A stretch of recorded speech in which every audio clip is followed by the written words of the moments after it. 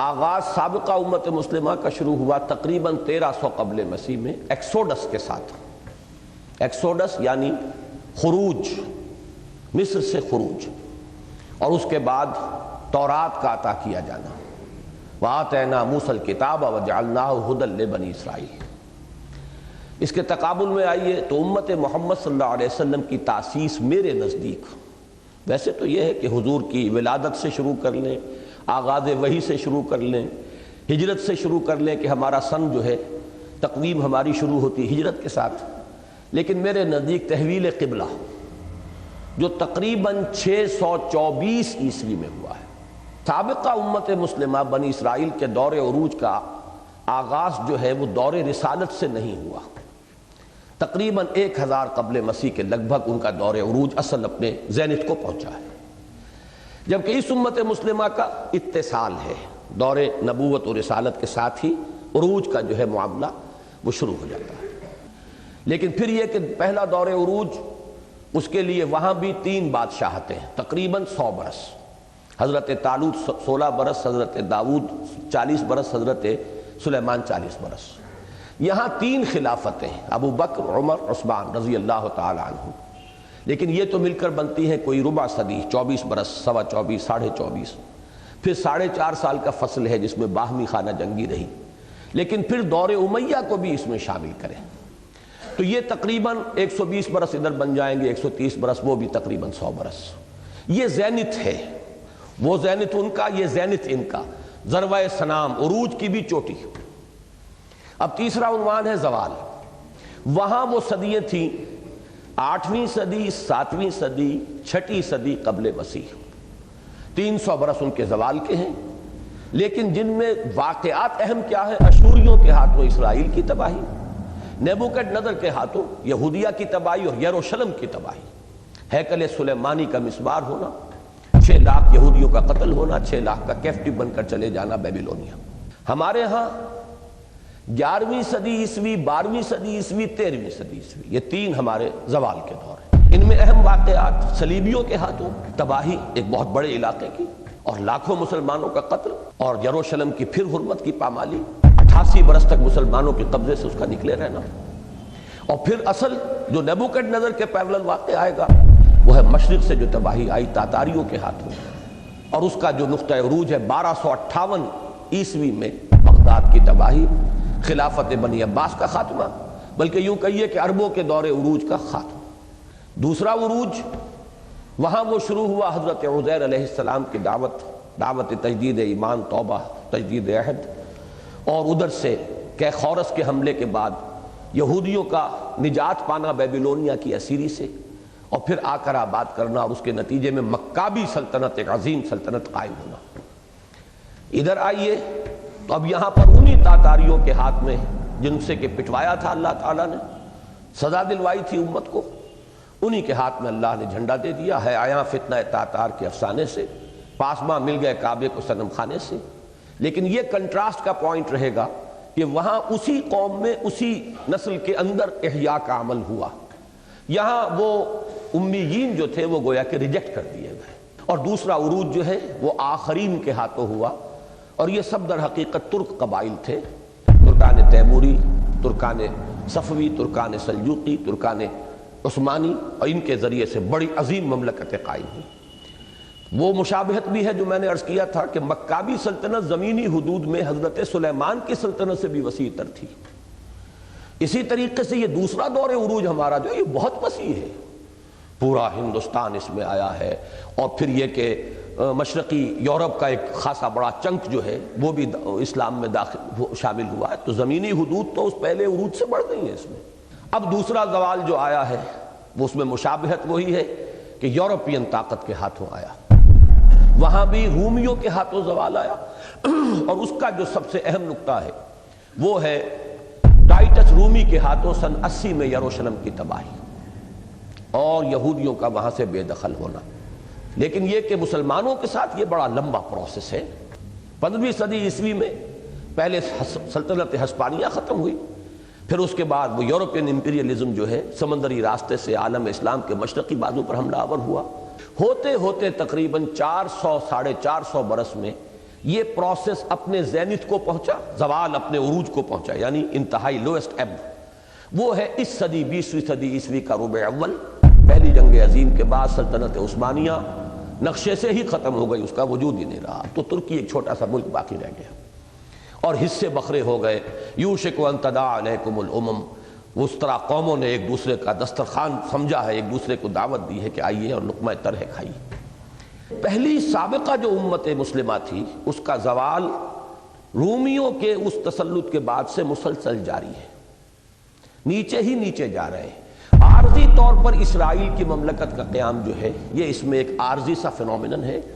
اور یہ در حقیقت تمہید ہے ان کی آخری تباہی کی،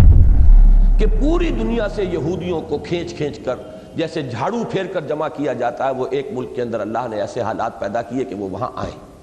اور پھر وہیں پر ان کی آخری تباہی ہو جائے گی مسلمانوں کے ہاتھوں، اور اصلاً حضرت مسیح علیہ السلام کے ہاتھوں۔ انہی کا نزول ہوگا، وہی دوبارہ آئیں گے اس دنیا میں، اور اپنی امت جو ہے جس نے کہ ان کو مرتد واجب القتل قرار دیا تھا، اس کو آخری سزا جیسے دنیا کی دوسری قوموں کو ملتی رہی ہے، جو اس سزا استیصال، عذاب استیصال، وہ ان کا ابھی ججمنٹ ریزروڈ ہے، ہونا ہے۔ وہ مسلمانوں کا اب یہ دور عروج شروع ہوا ہے، اور یہ تیسرا دور عروج چلے گا، کنٹینیو کرے گا۔ اس عروج میں اپس اینڈ ڈاؤنز آ سکتے ہیں، لیکن اپورڈ ٹرینڈ برقرار رہے گا تاہاں کہ وہ دور آ جائے کہ جس میں وہ عروج اس گلوبل ڈومینیشن کو پہنچ جائے جو در حقیقت تکمیل ہے مقصد بعثت محمدی کی صلی اللہ علیہ وسلم، اور اسی کے ساتھ در حقیقت آخری تباہی سابقہ امت مسلمہ کی ہونی ہے۔ اس وقت مسلمانوں کے جو امام ہوں گے، جو سربراہ ہوں گے، جو لیڈر ہوں گے، وہ جو کشمکش آخری ہو رہی ہوگی، اور اس میں پھر یہودیوں کی جنگ میں مسلمانوں کو پسپائی ہوگی، مسلسل شکستوں پر شکستیں کھائیں گے، نقصان اٹھائیں گے، پھر حضرت مسیح علیہ السلام کا نزول ہوگا، اور وہ اس وقت کے جو مسلمانوں کے قائد اور لیڈر ہوں گے، یہ بھی احادیث میں آتا ہے کہ وہ کہیں گے کہ روح اللہ آپ آگے بڑھیے، نماز پڑھائیے جب نماز کا وقت آئے گا، تو حضرت مسیح فرمائیں گے نہیں، امامکم منکم، تمہارا امام تمہیں میں سے ہوگا۔ چنانچہ اس وقت کے جو مسلمان امام ہوں گے امت مسلمہ کے، انہی کی امامت میں حضرت مسیح علیہ السلام بھی نماز ادا کریں گے، گویا کہ شریعت جو ہے وہ حضور کی صلی اللہ علیہ وسلم بھی برقرار رہے گی۔ سابقہ امت کا معاملہ یہ ہے کہ اس کا گراف جو ہے وہ انگریزی حرف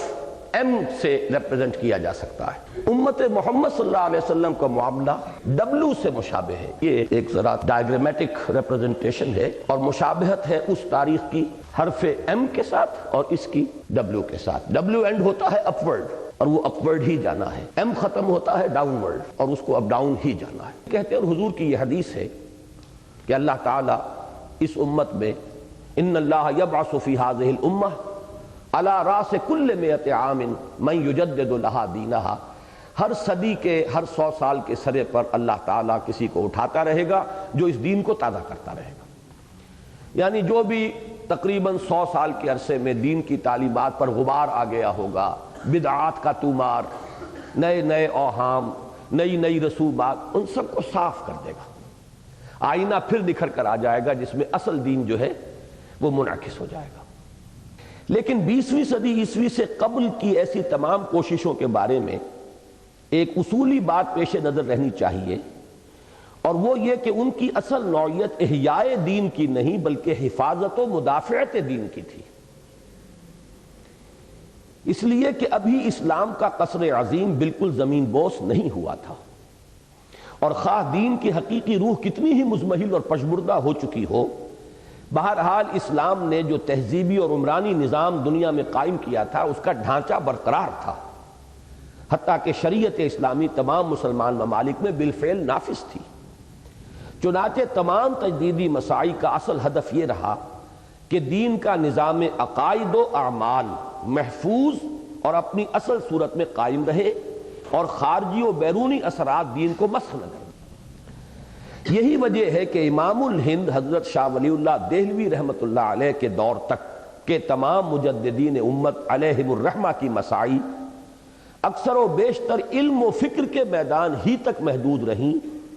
اور عقائد و نظریات کی تصحیح و اصلاح ہی کو ان کے اصل ہدف کی حیثیت حاصل رہی، اور اس سے آگے اگر قدم بڑھا بھی تو زیادہ سے زیادہ اصلاح اخلاق و اعمال، تزکیہ نفس اور تربیت روحانی تک۔ اس سے آگے بڑھ کر گزشتہ صدی سے قبل کسی بھی مجدد دین کی مساعی نے سیاسی یا عسکری تحریک کی صورت اختیار نہیں کی۔ یہی وجہ ہے کہ بعض لوگوں کو سابق مجددین کا تجدیدی کام جزوی نظر آیا، اور انہیں حیرت ہوتی ہے کہ امت مسلمہ کی 1400 سالہ تاریخ میں کوئی ایک بھی مجدد کامل پیدا نہیں ہوا۔ یہ فکر زیادہ تر پیدا ہوا ہے مولانا مودودی کی ایک کتاب کے نتیجے میں، تجدید و احیاء دین۔ تنقید کے لیے لازم ہے ہمدردی، یعنی آپ جس فرد پر تنقید کر رہے ہو پہلے اس کے لیے ہمدردی پیدا کریں، وہ کن حالات میں تھا، کیا اس کے لیے لیمیٹیشنز تھیں۔ جب تک آپ اسے اس کے ماحول میں رکھ کر نہیں دیکھیں گے، آپ اپنے ماحول کے اعتبار سے اس کو ایسس کرنا شروع کر دیں گے تو بہت ہی آپ کا تلخ انداز ہو جائے گا۔ ہر شخص، ہر انسان جو ہے وہ خاص قسم کے ظروف و احوال میں کام کر رہا ہوتا ہے۔ اس کے کارنامے کو اگر آپ ایسس کرنا چاہتے ہیں تو اس پرسپیکٹو میں رکھ کر ایسس کیجیے، تب آپ کے سامنے صحیح تصویر آئے گی۔ ٹھیک ہے، اسلاف کو بت بھی نہیں بنا لینا چاہیے، یہ بھی نہیں ہے کہ وہ معبود ہو گئے ہیں، حالانکہ بات بالکل واضح اور سیدھی ہے کہ ابھی عمارت بالکل منہدم ہوئی ہی نہ تھی کہ بالکل نئی تعمیر کی حاجت ہوتی، بلکہ صرف شکستہ اور بوسیدہ ہوئی تھی، اور ضرورت ہی صرف جزوی اصلاح و استحکام کی تھی۔ اس کا ایک دوسرا سبب اور بھی ہے، عسکری تنظیمیں اور تحریکیں کیوں نہیں چلی؟ ایک سوال پیدا ہوتا ہے نا کہ یہ آخر جب خلافت کا نظام جو اصل تھا وہ جب ختم ہو گیا اور ملوکیت آ گئی، تو کیوں نہیں پھر خلافت کی تجدید اور احیاء کے لیے اور اس کو دوبارہ ریسٹور کرنے کے لیے کیوں نہیں میدان میں آئے؟ اس کا ایک اہم سبب یہ تھا کہ نبی اکرم صلی اللہ علیہ وسلم نے مسلمان حکمرانوں کے خلاف خروج یعنی مسلح بغاوت پر نہایت سخت بندشیں عائد فرما دی تھی، اور جب تک ان کے ہاتھوں شریعت اسلامی کا نفاذ ہو رہا تھا، کفر کی ترویج و تنفیذ نہیں ہو رہی تھی، ان کے ذاتی فسق اور فجور اور ظلم و جور کے باوجود ان کے خلاف مسلح بغاوت ممکن نہ تھی۔ یہی وجہ ہے کہ جیسے ہی یہ صورتحال تبدیل ہوئی اور حکومت مسلمانوں کے ہاتھوں سے نکل کر غیر مسلم اقوام کے ہاتھوں میں آئی، دفعتاً ان مساعی میں عسکریت بھی پیدا ہو گئی، جس کی نمایاں ترین، جس کی نہایت شاندار اور تابناک مثال خانوادہ ولی اللہ ہی کے زیر اثر برپا ہونے والی تحریک شہیدین ہے۔ اس میں یہ نوٹ کر لیں کہ ہمارے ہاں دو نقطۂ نظر اس میں مختلف ہیں۔ وہ جو میں نے عرض کیا تھا کہ ایک اصحاب الرائے یا اصحاب قیاس اور دوسرے اصحاب الحدیث، یہ در حقیقت فقہ ہی کے دو ایسپیکٹس ہیں۔ تو اصحاب الحدیث نے تو ان احادیث کو بہت زیادہ اہمیت دی ہے، اور کسی بھی شکل میں کسی مسلمان حکمران کے خلاف بغاوت جو ہے اس کو تقریباً رول آؤٹ کر دیا ہے۔ لیکن اصحاب الرائے یا اصحاب قیاس میں جو چوٹی کی شخصیت ہے امام ابو حنیفہ رحمۃ اللہ علیہ، انہوں نے اجازت دی ہے۔ ان کا جملہ یہ ہے کہ نہی عن المنکر اگر زبانی جو ہے وہ مؤثر نہ ہو رہی ہو مسلمان حکمران پر، فبالسیف، تو اس کے بعد وہ تلوار کے ذریعے سے بھی ہو سکتی۔ اگرچہ انہوں نے بھی شرط یہ عائد کی ہے کہ اتنی طاقت ہو جانی چاہیے کہ کامیابی یقینی ہو، نہ ہو سکے بات دوسری ہے، لیکن آپ کی اسیسمنٹ یہ ہو کہ اب ہمارے پاس اتنی طاقت ہے کہ ہم مسلح بغاوت کر کے کامیاب ہو سکتے ہیں۔ حکومت انتظامی ادارہ ہے ریاست کا، اور شہری جو ہوتے ہیں وہ وفادار ریاست کے ہوتے ہیں، حکومت کے نہیں ہوتے، کہ چونکہ ابھی وہ فرق نہیں تھا ریاست اور حکومت کے مابین، لہذا اگر مسلمان حاکم کے خلاف حکومت کی اصلاح کے لیے کھڑے ہوتے تھے تو وہ باغی شمار ہو جاتے تھے۔ یہی وجہ ہے کہ جب 2-3 تجربے ہو گئے تو پھر صلحائے امت نے اس کو تو چھوڑ دیا، ریکنسائل کیا۔ اس 20ویں صدی کے آغاز میں ہوا کہ ملت اسلامی کا بوسیدہ قصر گویا دفعتاً زمین پر آ رہا، اور اسلام اور مسلمان دونوں اپنے زوال و انحطاط کی آخری حدوں کو پہنچ گئے تھے۔ تو یوں سمجھئے کہ اسلام کا معاملہ جو ہوا ہے وہ تو تدریجاً 1400 برس میں، 1300 برس میں، 1200 برس میں یہاں تک پہنچا۔ امت مسلمہ کے اتار چڑھاؤ جو ہے وہ پہاڑی راستے کے مانند ہے، پہاڑی راستے میں تو اتار چڑھاؤ پھر اتار۔ تو اس طریقے سے امت مسلمہ 2 عروج 2 زوال سے دوچار ہو کر پہنچی، اور اسلام تدریجاً گرتے گرتے یہ دونوں کوئنسائیڈ کر گئے ہیں آ کر اس صدی میں، کہ دونوں چیزیں جو ہیں اپنے زوال کی انتہا کو پہنچ گئیں، بلکہ پچھلی صدی میں پہنچ چکے تھے۔ اور ایک طرف کروڑوں کی تعداد میں ہونے کے باوجود مسلمانوں کی حالت حدیث نبوی کے الفاظ کے مطابق غثاء السیل یعنی سیلاب کے جھاگ سے زیادہ نہ رہی، اور دوسری طرف اسلام اور قرآن دونوں بھی حضور صلی اللہ علیہ وسلم کے الفاظ کے مطابق اس حال کو پہنچ گئے کہ لا یبقى من الاسلام الا اسمہ ولا یبقى من القرآن الا رسمہ، لہذا قانون فطرت کے عین مطابق احیاء کا ہمہ جہتی عمل بھی شروع ہو گیا۔ اب احیائی عمل کے بارے میں بھی بعض بنیادی حقائق ذہن نشین رہنے چاہیے۔ مثلا ایک یہ کہ یہ کوئی سادہ اور بسیط عمل نہیں ہے، بلکہ اس کے متعدد گوشے ہیں جن میں سے ہر ایک میں اولو العزم افراد اور جماعتیں برسر کار ہیں، جو بظاہر ایک دوسرے سے جدا اور مختلف بلکہ بعض پہلوؤں کے اعتبار سے متضاد ہونے کے باوجود اس وسیع تر احیائی عمل کے اعتبار سے ایک دوسرے کے لیے باعث تقویت ہے۔ بعض تحریکیں ہو سکتا ہے کہ بالکل متضاد ہوں، اس کی میں مثال دے رہا ہوں کہ تبلیغی جماعت کی تحریک اور جماعت اسلامی کی تحریک بالکل متضاد ہے۔ ایک انتہائی منظم اور اس کی تنظیم کا جو ہے نقشہ وہ دفتری بھی ہے اور اس میں سرکولرز بھی ہیں اور دفاتر ہیں اور سب کچھ ہے، ایک وہ ہے کہ جن کے ہاں سرے سے کوئی اس کا دور دور کہیں گزر ہی نہیں۔ ادھر یہ ہے کہ فلسفہ، فکر، دلائل، براہین، ادھر جو ہے نہیں، تقوی، عمل، دین، عبادت، زہد، ذکر، اس پر زور ہے۔ وہ سیاست میں نہ صرف داخل ہوئے بلکہ ہمتن سیاست بن گئے، اور وہ سیاست کا ذکر دعاؤں میں بھی برداشت نہیں کرتے کہ اے اللہ اچھے لوگوں کو حکومت دے، یہ بھی وہ نہیں کہتے، قطعاً نہیں، یہ بھی تمہاری دعا میں بھی سیاست نہیں آنی چاہیے۔ تو ہر اعتبار سے ایک دوسرے کی بالکل ضد، لیکن ظاہر بات ہے کہ دونوں کی مساعی سے دین کا کام تو ہو رہا ہے نا۔ کچھ نوجوان ان کے ذریعے سے دین کی طرف آ گئے، ان میں سے میں خود بھی ہوں، کچھ ادھر سے آ گئے، تبلیغی جماعت کے راستے سے آ گئے، دین کا کام تو ہو رہا ہے نا۔ دوسرے یہ کہ اسلام کی نشأت ثانیہ اور ملت اسلامی کی تجدید کا یہ کام 10-20 برس میں مکمل ہونے والا نہیں ہے، بلکہ لَتَرْكَبُنَّ طَبَقًا عَن طَبَقٍ، تم لازماً چڑھو گے ایک درجے سے دوسرے درجہ، درجہ بدرجہ، سیڑھی بسیڑھی کے مصداق درجہ بدرجہ بہت سے مراتب و مراحل سے گزر کر ہی پایہ تکمیل کو پہنچے گا۔ لہذا اس ارتقائی عمل کا ہر درجہ اپنی جگہ اہمیت کا حامل ہے، اور چاہے بعد کے مراحل سے گزر کر پہلوں کا کام بہت حقیر بلکہ کسی قدر غلط بھی نظر آئے، اپنے اپنے دور کے اعتبار سے اس کی اہمیت و وقت سے بالکل یا انکار ممکن نہیں۔ آپ سیڑھی چڑھ رہے ہو تو جب تیسری سیڑھی پر پہنچ گئے تو دوسری حقیر معلوم ہوگی آپ کو، لیکن یہ کہ اپنی جگہ پر دوسری سیڑھی نہ ہوتی تو آپ تیسری پہ کیسے پہنچتے؟ اور یہ درجہ بدرجہ ہوگا۔ یہ معاملہ میں نے اپنی بہت سی تقریروں میں واضح کیا ہے کہ ایک چھلانگ میں 20 برس میں یہ کام تو صرف حضور نے کیا ہے، تاریخ انسانی میں ایک ہی مرتبہ ہوا۔ اس کی کوئی توقع اپنے دل میں کوئی شخص پالتا ہے تو جنت الحمقاء میں رہتا ہے، وہ بہت ہی بڑے فتنے کا موجب ہو جائے گا اگر کوئی شخص سمجھتا ہے کہ یہ میری زندگی میں یہ کام ہو جانا چاہیے۔ عجلت ہوتی ہے تو اسی وجہ سے ہوتی ہے کہ میں تو اب بوڑھا ہو رہا ہوں، اب جلدی سے کوئی سیدھے راستے سے اگر سیدھی انگلیوں سے گھی نہیں نکل رہا تو اب ٹیڑھی انگلیوں سے لگا لو، بائی ہک اور بائی کروک۔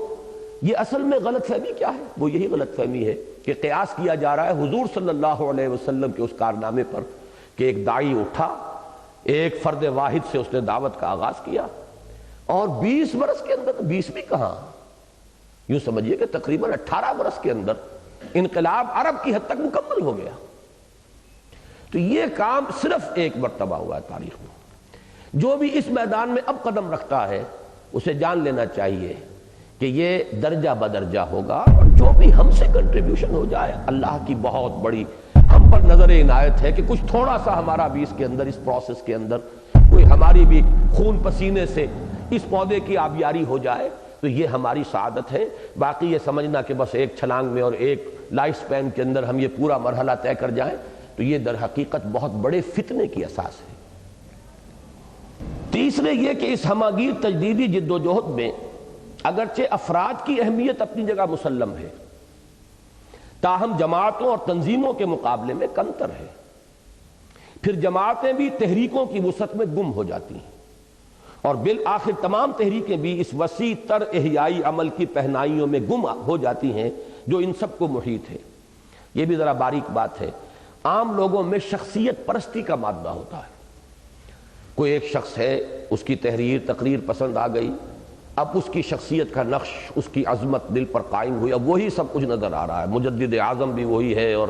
وہ یوں سمجھیے کہ مجاہد اعظم بھی وہی ہے، سب کچھ اسی میں نظر آتا ہے۔ تو اس سے شخصیت پرستی کی لعنت شروع ہوتی ہے۔ اشخاص کی اہمیت ہے، افراد کے ہاتھوں میں ہے اقوام کی تقدیر، ہر فرد ہے ملت کے مقدر کا ستارہ۔ جیسے میں نے عرض کیا تھا پچھلی صدی میں اسلام کی نشأت ثانیہ پڑھتے ہوئے کہ پچھلی صدی میں عظیم ترین شخصیت جو مغربی استعمار کے خلاف برسر کار آئی ہے، میدان میں آئی ہے، وہ جمال الدین افغانی کی تھی۔ اس صدی میں عظیم ترین شخصیت جو مغربی فکر کے مقابلے میں آئی ہے وہ علامہ اقبال کی ہے۔ لیکن یہ کہ افراد کی اپنی حیثیت ہے، تحریکوں کا اپنا مقام ہے۔ تو افراد جو ہوتے ہیں وہی تحریکیں شروع کرتے ہیں، لیکن پھر اب اصل اہمیت تحریک کی ہو جاتی ہے۔ ایک تو یہ کہ یہ کام ہونا تو ہے، لیکن نہ ترکبن طبقا عن طبق۔ جو 20 برس میں حضور نے کیا تھا وہ اگر ہمارے ہاتھوں 200 برس میں ہو جائے تو بہت بڑی بات ہے۔ 200 برس میں ظاہر بات ہے 8 نسلیں نکل جائیں گی، کوئی حرج نہیں۔ ہر ایک کی کنٹریبیوشن ہے، ہر ایک کا اس کے اندر جو ہے وہ اس پروسیس کو آگے بڑھانے میں اس کا رول ہے۔ دوسرے یہ کہ ایک ہی وقت میں بھی بہت سی تحریکیں ہوتی ہیں، بظاہر مختلف، بلکہ مخالف بھی ہو، بہت سے اعتبارات سے متضاد ہوں، لیکن ذہن کو وسیع رکھنا چاہیے کہ یہ سب اس احیائی عمل کے اندر کہیں نہ کسی محاذ پر، کسی گوشے میں یہ بھی کام کر رہے ہیں۔ اور تیسرے یہ کہ افراد، پھر تنظیمیں، پھر تحریکیں، اور پھر ہمہ جہتی احیائی عمل، یہ جو ہر چیز کو اپنی جگہ پر رکھنے کا اگر ذہن کے اندر جو ہے یہ استعداد پیدا ہو جائے تو پھر انشاءاللہ اس قسم کے فتنوں کا سد باب ہو جائے گا۔ ماضی میں ان حقائق کے پیش نظر نہ رہنے کے باعث بہت سے لوگوں کے دلوں میں مہدی موعود یا مجدد کامل بننے کا شوق پیدا ہوتا رہا ہے، جس کے نتیجے میں طرح طرح کے فتنے اٹھتے رہے ہیں اور اچھی بھلی تعمیری کوشش کا رخ تخریب کی جانب مڑتا رہا ہے۔ اس احیائی عمل کا اولین مرحلہ مسلمان اقوام کا مغربی استعمار کے براہ راست تسلط سے نجات کا حصول تھا، جو بحمداللہ گزشتہ 30-40 سال کے دوران تقریباً مکمل ہو چکا ہے۔ اور اگرچہ اب بھی ہم مغرب کی علمی و فکری اور تہذیبی و ثقافتی غلامی میں مبتلا ہیں، اور اقوام مغرب کی سائنسی اور تکنیکی بالادستی کے باعث بہت سے پہلوؤں سے ان کے دست نگر بھی ہیں، تاہم خدا کا شکر ہے کہ قضیہ فلسطین سے قطع نظر اور صرف کشمیر اور ایریٹریا کے علاوہ پورے کرۂ ارضی پر مسلم اکثریت کا کوئی علاقہ براہ راست غلامی و محکومی کی لعنت میں گرفتار نہیں رہا۔ وہ جو ویسٹرن امپیریلزم کا جو عسکری اور براہ راست جو غلامی کا معاملہ تھا وہ دور ختم ہو گیا۔ یہ پہلا فیز ہے اس احیائی عمل کا۔ اس میں ذرا اضافہ کر لیجئے کہ تقریباً 5 کروڑ مسلمان وہ اب بھی روس کے استعمار کے پنجے میں ہیں، لیکن ان کی جو ہے تقریباً 70 برس کے اندر اتنی برین واشنگ ہو چکی ہے کہ ان کی اکثریت کو اپنے مسلمان ہونے کا احساس بھی نہیں۔ حالانکہ میں حیران ہوں کہ ہمیں یہ امید تھی اور بہت سے لوگوں نے اس کی خبریں دی تھیں، امید پیدا کر دی تھی کہ یہ رشیا کی جو پسپائی ہے اور جو جہاد افغانستان کا ہوا ہے اس کے بڑے زبردست نتائج جو ہیں، یہ جو ترکستان کی جو ریاستیں ہیں، سوویت ریپبلکس، ان کے اندر بغاوت پیدا ہوگی۔ لیکن یہ ہے کہ عجیب فینومینن یہ سامنے آیا ہے کہ گورباچوف نے اگر وہ آزادی دینی شروع کی ہے تو ہنگامے ہوئے ہیں تو یورپین ممالک میں ہوئے، ابھی یہاں تو کوئی خبر ہی نہیں، بڑے اطمینان سے لوگ بیٹھے ہوئے، کوئی وہاں ابھی کوئی ہنگامہ، کوئی اتھل پتھل جو ہے وہ وہاں ابھی اس کی خبر نہیں آ رہی۔ خیال یہ تھا کہ بڑی تیزی کے ساتھ اسلام کی طرف ان کی مراجعت ہوگی، اور مجاہدین کے جو کانٹیکٹس ہیں وہاں پر قرآن مجید کے بہت سے نسخے وہاں پہنچ گئے ہیں، ایک طرح سے احیاء اسلام وہاں ہو رہا ہے، لیکن تاحال واقعات کی طرف سے ان امیدوں اور توقعات کی توثیق نہیں ہو سکی۔ بہرحال یہ علاقے رہ گئے ہیں، باقی یہ کہ تمام عالم اسلام جو براہ راست غلامی کا معاملہ تھا اس سے آزادی حاصل کر چکا۔ خالص اصولی اور نظریاتی اور تصوریت پسندانہ آئیڈیالسٹک نقطہ نظر سے تو مسلمان اقوام کی اصطلاح ہی قطعاً غلط ہے۔ یہ وہی بات جو علامہ اقبال کے حوالے سے میں کہہ چکا ہوں کہ ایک طرف تو قوموں کی نفی ہے، مسلمان تو ایک امت واحدہ ہے، لیکن یہ کہ واقعہ اگر ہم دیکھیں تو بہت سی قومیں ہیں، امت تو موجود ہی نہیں۔ اب تو امت کی مرکزیت کا کوئی سمبل اور نشان بھی باقی نہیں رہا۔ 65 برس ہو گئے 1924 کے بعد سے 1989 تک کہ کوئی نشان بھی موجود نہیں ہے، کوئی سمبل بھی، کوئی علامت بھی مسلمانوں کی مرکزیت کی۔ اس لیے کہ از روئے قرآن و حدیث مسلمانوں کی حیثیت ایک جماعت یا امت یا حزب کی ہے، نہ کہ قوم کی، اور وہ ایک ناقابل تقسیم وحدت ملی میں منسلک ہے جس میں تعدد و تکثر کا امکان ہی موجود نہیں۔ یہ اقوام کا لفظ صحیح قرار دیا جا سکے، مسلمان اقوام، یہ اصطلاح ہی غلط ہے بنیادی طور پر اصولی اعتبار سے، لیکن واقعیت پسندانہ یعنی ریئلسٹک نقطہ نظر سے دیکھا جائے تو حقیقت یہ ہے کہ مسلمانوں نے ایک جماعت یا امت یا حزب کا کردار تو بہت پہلے ترک کر دیا تھا اور بالفعل ایک قوم ہی کی حیثیت اختیار کر لی تھی۔ البتہ وحدت ملی کا تصور اس صدی کے آغاز تک برقرار تھا کہ ایک قوم ہے ہم، لیکن جیسا کہ ہم پہلے عرض کر چکے ہیں، اس صدی کے ربع اول کے دوران مغربی استعمار کی ہتھ کنڈوں نے اسے بھی ختم کر کے رکھ دیا، اور اس وقت فی الواقع روئے ارضی پر کوئی ایک امت مسلمہ آباد نہیں ہے بلکہ بہت سی مسلمان اقوام آباد ہیں۔ اسی طرح خالص تصوریت پسندانہ نقطہ نظر سے دیکھا جائے تو نشأ میں کو تعلق نہیں پیمانے سے کہ مصداق مسلمانوں کی آزادی اور خود مختاری کا احیاء اسلام سے کوئی تعلق نہیں، لیکن واقعیت پسندانہ نگاہ سے دیکھیے تو مستقبل کے بارے میں تو کچھ نہیں کہا جا سکتا۔ ہو سکتا ہے کہ اللہ تعالیٰ اپنے دین کی علمبرداری کی سعادت کسی بالکل ہی نئی قوم کے حوالے فرما دے اور یستبدل قومن غیرکم کی شان دوبارہ ظاہر ہو، لیکن بحالات موجودہ تو کہیں ممکن ہے کہ ساقی نہ رہے جام رہے کہ مصداق اسلام کا مستقبل موجودہ مسلمان اقوام ہی کے ساتھ وابستہ ہے اور دونوں باہم لازم و ملزوم کی حیثیت رکھتے ہیں۔ اندری حالات مسلمان اقوام کا آزادی و خود اختیاری کی نعمت سے ہمکنار ہونا یقیناً احیاء اسلام ہی کے سلسلے کی ایک کڑی ہے، اور جن تحریکوں کے ذریعے یہ مشکل مرحلہ سر ہوا ہے ان کی سعی بھی اسلام کی نشأت ثانیہ ہی کی جد و جہد کا جز قرار پائے گی۔ رہا یہ شبہ کہ ان میں سے اکثر کے قائدین اور زعماء کا دین و مذہب کے ساتھ کوئی واقعی اور عملی تعلق نہ تھا۔ اب قائد اعظم بھی ایک شریف انسان، ایک با اصول انسان، با کردار انسان، سب کچھ آپ کہہ لیں، لیکن بہرحال کوئی مذہبی آدمی تو نہیں تھے۔ ادھر جائیے انڈونیشیا میں سیکارنو صاحب تو خیر ایک شے دیگر تھے، وہ تو ناچتے تھے، ڈانس کرتے تھے کھلم کھلا، وہ تو مغربی تہذیب کے اندر اثرتا پا غرق۔ اور دوسری انتہا پر جائیے تو بلکہ انتہا تو اس کو کہنا چاہیے، مصطفیٰ کمال پاشا تو یوں سمجھیے کہ ایک اعتبار سے اسلام کی قبر کھودنے والوں میں سے۔ لیکن یہ کہ میں جو آپ سے عرض کر رہا ہوں وہ یہ ہے کہ اگر آپ اس ریئلزم کو سامنے رکھیں کہ مسلمان قوموں کا آزادی کا پروسیس جو ہے یہ بھی احیاء اسلام کے سلسلے کی ایک کڑی ہے، تو ان سب کی خدمت بھی ایک پازیٹیو رنگ میں آپ کے سامنے آئے گی۔ مصطفیٰ کمال نے بہرحال ترکی کو بچا لیا، وہ تو جو بھی بغاوت کی عربوں نے ترکوں کے خلاف، میں یہ سمجھتا ہوں کہ اس کا رد عمل تھا شدید، اور وہ فوری رد عمل اسی نوعیت کا ہوتا ہے کہ عربیت سے شدید نفرت ہوئی ہے۔ عربی زبان نہیں ہوگی، عربی میں اذان نہیں ہوگی، عربی لباس نہیں ہوگا، عربی رسم الخط نہیں ہوگا، رومن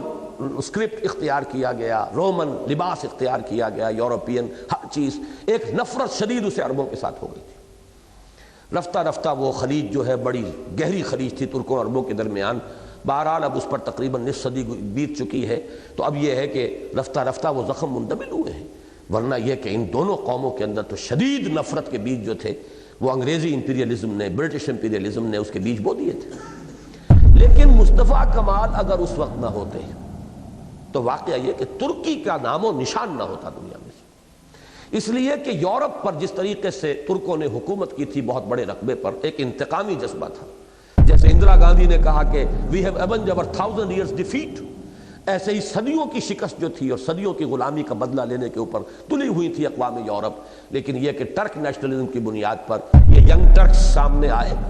اور اس وقت جو بھی ہمارے اس وقت کے حکمران تھے، بادشاہ تھے، خلیفہ تھے، وہ بالکل نہ ہونے کے برابر اور کٹ پتلی بنے ہوئے تھے یورپین قوتوں کے ہاتھوں کے اندر، جو وہاں سے حکم آتا تھا اسی کے اوپر وہ عمل کرتے تھے۔ یہ اگر ایک قوت اس وقت نہ ابھر آتی تو ترکی کا نام و نشان نہ رہتا۔ تو اس لیے دیکھیے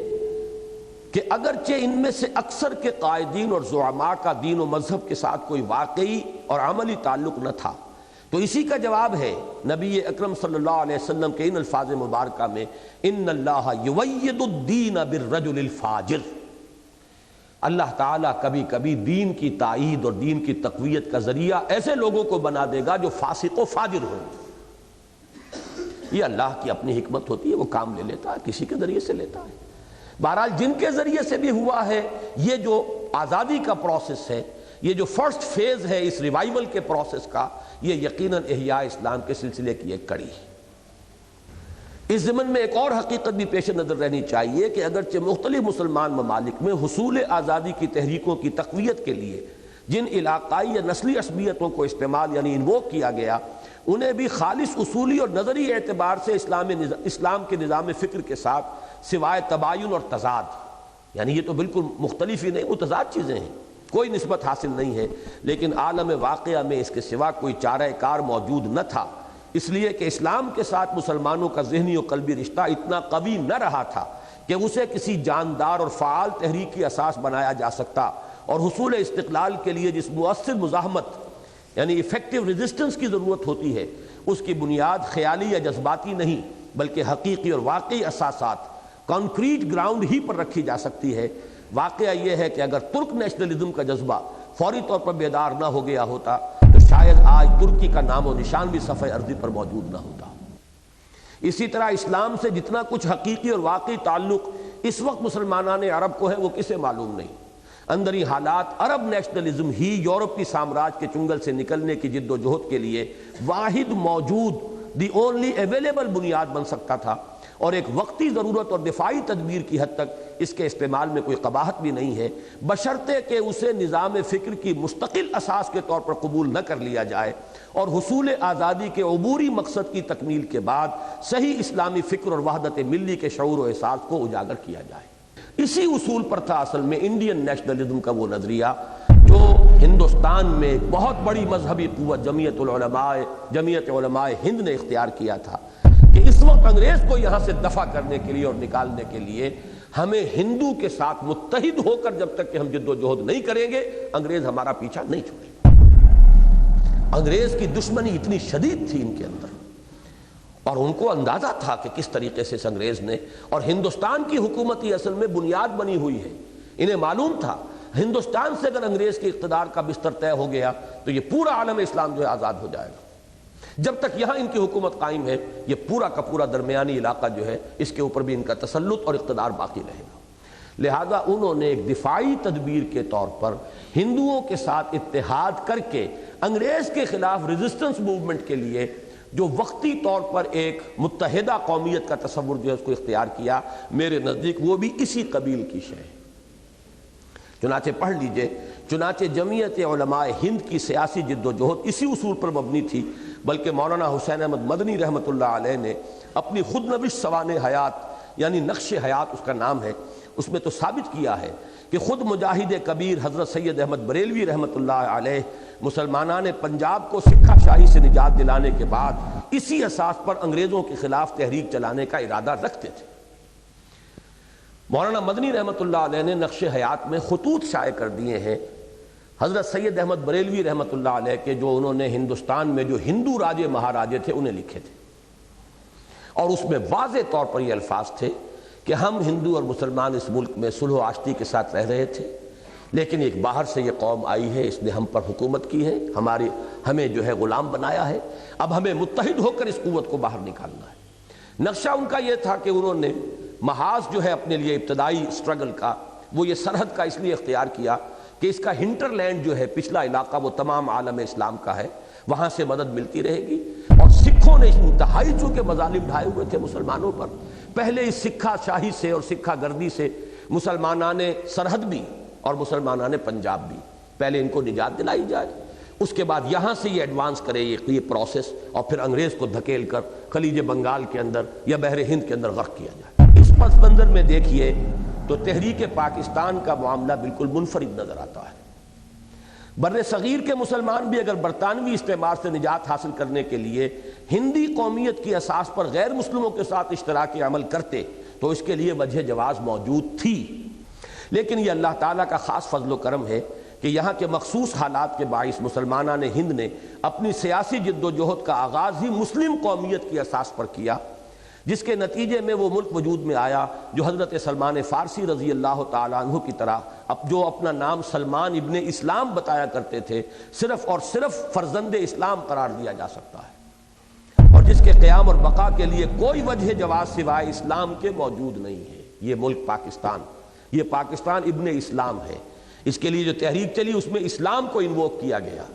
پورے اس عالم ارضی میں، پورے عالم اسلام میں کہیں بھی آزادی کی تحریک میں اسلام کا نعرہ بھی نہیں لگا، انووک ہی نہیں کیا گیا۔ قومیتیں، مقامی قومیتیں، عرب نیشنلزم، ترک نیشنلزم، مختلف نیشنلزم، لیکن یہ ہے کہ یہاں جو تحریک پاکستان چلی ہے اس کے اندر نعرہ تھا پاکستان کا مطلب کیا؟ لا الہ الا اللہ۔ یہ ایک خصوصی بات ہے، اہم بات ہے جو نمایاں کرتی ہے یہ جو فرسٹ فیز ہے ریوائول کے پروسیس کا، یعنی آزادی کی تحریکیں، ان میں ایک منفرد مقام حاصل ہے تحریک پاکستان کو، جس کے نتیجے میں پاکستان وجود میں آیا۔ گویا پاکستان خاص ہے ترکیب میں قوم رسول ہاشمی کے مصداق، اپنی پیدائش یعنی جینیسس اور حیت ترکیبی کے اعتبار سے تمام مسلمان ممالک سے ایک قدم آگے ہے، اور دوسروں کو قبائل ہو ملت کی وحدت میں گم کا جو کٹھن مرحلہ ابھی طے کرنا ہے وہ کم از کم اصولی اور نظری اعتبار سے یہاں پہلے ہی سے طے شدہ ہے۔ اب یہاں ہے کو تھا کرنا پڑے گا، طے شدہ تھا۔ اب تو آن قدا بشکست تو آن ساقی نہ مان، اب تو وہ قومیتیں اور عصبیتیں اور مقامی اور وہ سندھی اور مہاجر اور پنجابی اور سرائکی، اب تو نہ معلوم یہ رفتار کہاں سے کہاں جائے، تباہی کے کس گڑھے تک ہم پہنچے ہوئے۔ مسلمانان ہند کی سیاسی جد و جہد کو اس رخ پر ڈالنے والے اسباب و عوامل میں سلبی اور منفی طور پر سب سے زیادہ دخل ہندوؤں کی روایتی تنگ نظری اور تنگ دلی، اور اس سے بھی بڑھ کر مسلمانوں سے اپنی 1000 سالہ شکست کا انتقام لینے کے اس جذبے کو حاصل ہے جو ان کے سینوں میں کھولتے ہوئے لاوے کی طرح پک رہا تھا۔ اس اعتبار سے دیکھا جائے تو گویا ان کا یہ طرز عمل بھی اسلام کی نشت ثانیہ کے لیے ممد اور معاون بن گیا، اور ہم اپنے سابق ابنائے وطن کی خدمت میں بجا طور پر عرض کر سکتے ہیں کہ تو نے اچھا ہی کیا دوست سہارا نہ دیا، مجھ کو لغزش کی ضرورت تھی سنبھلنے کے لیے۔ اگر یہ ہندو کی یہ تنگ نظری نہ ہوتی تو پاکستان وجود میں نہ آتا، اور ایک یونائٹڈ انڈیا ایک دفعہ وجود میں آ جاتا تو پھر ہندو کا جو بھی تہذیبی غلبہ اس پر ہوتا، اس کے بعد ممکن نہیں تھا کہ یہاں اسلام کے احیاء کے لیے کم سے کم فورسیبل فیوچر کے اندر کوئی تحریک اٹھ سکتی۔ تو گویا کہ جیسے کہ میں نے کئی مرتبہ کہا ہے، پاکستان کے بنانے کا کریڈٹ جو ہے وہ کچھ پنڈت نہرو کو بھی جاتا ہے۔ اگر ٹورپیڈو نہ کرتا تو پاکستان وجود میں نہ آتا۔ قائد اعظم نے تو مان لیا تھا، مجبوراً تسلیم کر لیا تھا کیبنٹ مشن پلان کو کہ 3 زون ہوں گے، مرکزی حکومت ایک ہوگی۔ نہرو نے کہہ دی، وہ حقیقت نکل جاتی ہے جس کے منہ سے سچی بات مستی میں۔ فقیہ مصلحت دین سے وہ رندے بادہ خار اچھا، اس رندے بادہ خار کے زبان سے وہ سچ نکل گیا۔ اجی ایک دفعہ بننے تو دو، پھر کون کسی کو علیحدہ ہونے دیتا ہے۔ اس لیے کہ اس اسکیم میں یہ تھا کہ 10 سال کے بعد ہر زون کو یہ چوائس حاصل ہوگا کہ وہ چاہے تو علیحدہ ہو جائے۔ اس نے صاف کہہ دیا پھر کون کسی کو علیحدہ ہونے دیتا ہے۔ مجھے لطیفہ یاد آ گیا، بہت ثقیل ہو چکی ہے محفل تو ذرا لطیف بھی ہو جائے، کہ ایک کسی دیہاتی کا کہیں بیل گم ہو گیا، اب وہ بیل کی تلاش میں مارا مارا پھر رہا تھا، جس قبر کے پاس سے گزرتا وہاں وہ منت مان لیتا کہ 1 لات میں تمہیں نظر کر دوں گا، یہاں چڑھا دوں گا۔ انہوں نے کوئی سینکڑوں لاتیں تقسیم کر دی۔ تو اس کا بچہ ساتھ اس نے پوچھا کہ بابا یہ اتنی لاتیں تو اس کی نہیں ہے جو تم نے بانٹ دی ہیں۔ انہوں نے کہا ایک دفعہ سینگ اس کے سینگوں پر ہاتھ پڑ لینے دو، پھر میں دے لوں گا انہیں جو دینا ہے، تو وہ سب کو دے لوں گا، میں سب سے حساب جو ہے میں اپنا چکا لوں گا۔ تو یہی تھا کہ ایک دفعہ اگر مرکزی حکومت پر وہ غلبہ ہو جاتا ہندو میجورٹی کا تو پھر پاکستان علیحدہ ایک ملک کی حیثیت سے وجود میں آنے کا کوئی سوال نہیں تھا۔ تو ایک اعتبار سے اس پہلو سے نہرو کے ممنون احسان ہیں۔ دوسرا مرحلہ آیا جبکہ صدر ایوب صاحب نے جوائنٹ ڈیفنس اسکیم پیش کی۔ اس کے معنی کیا تھے جوائنٹ ڈیفنس؟ سب سے بڑا خرچہ ڈیفنس پر ہوتا ہے، اس کا مطلب ہے جوائنٹ بجٹ بنے گا، پھر ڈیفنس کے ساتھ معاملہ فارن پالیسی کا ہے، کامن فارن پالیسی ہوگی، تو بات تو وہیں پہنچ جاتی، وہی کیبنٹ مشن پلان۔ یہ زونز رہ جاتے، ایک پروونشل اٹانومی جو ہے وہ اندر ہی اندر برقرار رہے گی، ملک تو پھر ایک بن جاتا۔ اور یہ پیش کرنے والے صدر Ayub chief marshal law administrator کی حیثیت سے، اور وہ اس وقت آل پاورفل تھے، کوئی ان کے آگے میدان میں آنے والا نہیں تھا جو ان کو روک سکتا۔ نہرو نے ٹھوکر لگائی، جوائنٹ ڈیفنس اگینسٹ ہوم؟ یہ بہت بڑا بینر تھا، بینر ہیڈ لائن اخبارات، کس کے خلاف؟ یعنی تمہارے دشمن اور ہمارے دشمن اور، ہماری مشترک فارن پالیسی ہے کہاں جس کی بنیاد پر کہ ہم جوائنٹ ڈیفنس کریں؟ ٹھوکر مار دی، ورنہ یہ کہ دوبارہ ہم تو گویا کہ چاندی کے تشتری میں صدر ایوب خان صاحب نے پاکستان کو رکھ کر دوبارہ پیش کر دی۔